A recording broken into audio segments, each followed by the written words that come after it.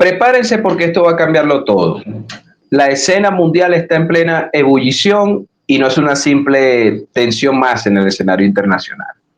Es una bomba de tiempo que estalla con una carrera armamentística sin precedentes, una militarización que desafía los límites y un discurso de miedo que busca justificar lo injustificable. Todo esto en medio de una supuesta amenaza rusa que en realidad solo parece alimentada por intereses ocultos y agendas ocultas. Y es que la colocación de minas en Polonia y la construcción de defensas en los países bálticos no son solo medidas preventivas, son símbolos de una estrategia mucho más amplia. Una estrategia que busca dominación y control, que intenta consolidar su proyecto de seguridad, que en realidad es un plan de confrontación global. Mientras tanto, en la sombra, los intereses de Estados Unidos y la industria militar europea parecen mover los hilos, alimentando un ciclo de violencia y de desestabilización que pone en jaque la paz mundial. ¿Qué está moviendo Rusia en este tablero de ajedrez? Vamos a analizarlo. En estado máximo de alerta, amigos, y todo gracias a una amenaza rusa que solo algunos aprovechan para justificar su propia agenda. Y es que Europa, con la ayuda del presidente estadounidense Donald Trump y su cortina de humo, está lanzándose de lleno en la revitalización de su proyecto llamado autonomía estratégica. Pero no se equivoquen, que los bravucones de Europa no quieren asumir que eso significa pura militarización, pura y dura. Que una jugada que ellos muchos llaman pomposamente despertar militar. Y a su vez ese proceso ya ha comenzado y es la instalación de minas en Polonia y los movimientos en el Báltico que empiezan a ser el pistoletazo de inicio de este proceso de rearme bajo la excusa rusa.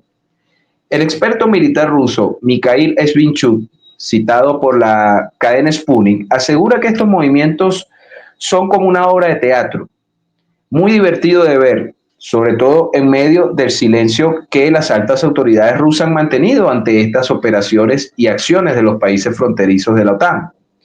Y la tensión crece, por supuesto, y las jugadas cada vez se vuelven más peligrosas, mientras los países europeos parecen jugar a ser los nuevos protagonistas en esta suerte de Guerra Fría 2.0. Vamos a poner ejemplos. Empecemos con Letonia. Porque esta nación báltica no se quedó atrás y ya fue el primero que empezó a construir estructuras defensivas en su frontera común con Rusia.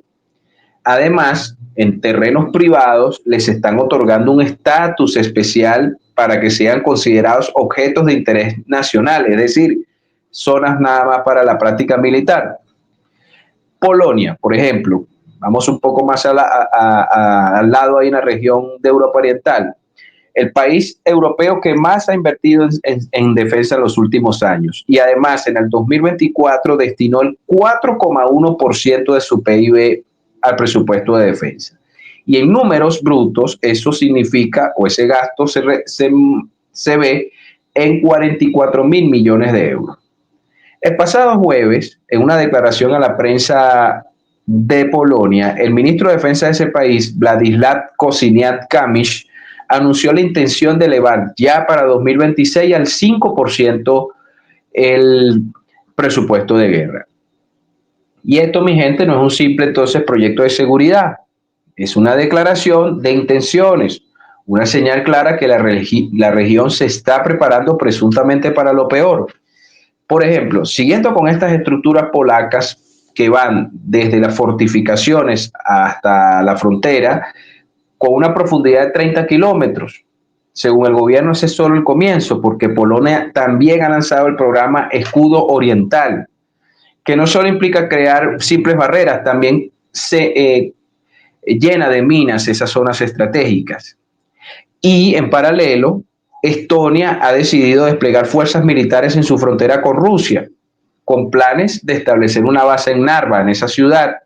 Allí ya están ubicados más de 200 soldados de la OTAN, sean estonios o de otras nacionalidades, y según ellos están listos para actuar. El jefe de Estado Mayor de Estonia, el señor Baur Karus, aseguró que esta presencia busca enviar una señal de seguridad a los residentes de Narva. Esto según una nota de El Confidencial de España. Sin embargo, Otro experto, Ruslan Pankratov, que es experto del Instituto de los Países de la Comunidad de Estados Independientes, tiene una visión muy particular. Este caballero advierte que estos despliegues no tienen en absoluto que ver con defensa, sino que con preparar terrenos para incursiones punitivas contra la población rusa, sea en esos países o en la misma Rusia. Y si nosotros nos ubicamos y extendemos el compás de análisis a todos los países de la región, nos encontraremos que los 5 primeros en gasto en la OTAN están todos allí contiguos con Rusia. Ya dijimos que Polonia es el número 1, con casi un 5%. El segundo es Estonia, con 3,4%.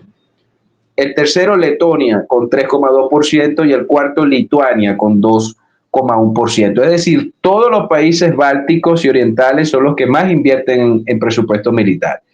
Analizando estos datos, sobresale en el quinto lugar el nuevo y flamante nuevo miembro de la OTAN, que es Finlandia, que además comparte más de 1.000 kilómetros de frontera con Rusia, que dedica un 2,4%. Así que Finlandia entró bastante perro rabiosa a la OTAN.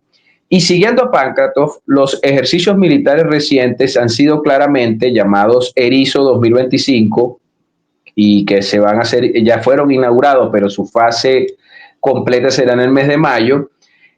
Afirmó que esto tiene un carácter punitivo y porque la intención no solo es proteger, sino limpiar territorios, desplazar personas y aplicar medidas drásticas.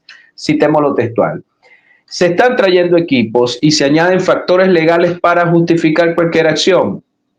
Eso implica que la situación puede escalar rápidamente, advirtió Pankratov. En la misma línea, también el analista español Jaime Pastor alerta que Europa no solo busca defenderse, sino que intenta frenar más bien su pérdida de influencia global. Lo hace redefiniendo su papel en la economía y en el comercio, y vinculado estrechamente con una agenda militar más agresiva. Y este plan tiene una propuesta concreta, 800.000 millones de dólares para 2030, una militarización sin precedentes.